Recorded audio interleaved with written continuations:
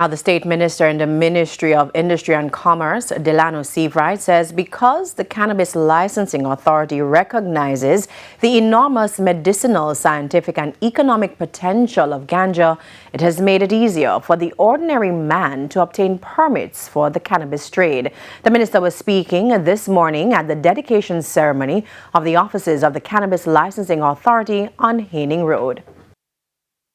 So recent reforms, including the introduction of the special community permits and the transitional special permits, are also expanding lawful opportunities for traditional cultivators and communities whilst maintaining strong regulatory oversight. Now, behind every legitimate And President of the Ganja Growers Association, Maurice Ellis, says some of the changes made are things they've been advocating for over the last 10 years. Advocated for an amnesty. We've advocated for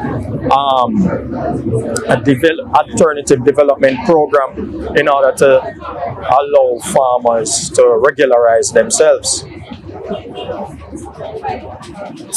Today, we see where the government has answered the clarion call and started to address the situation.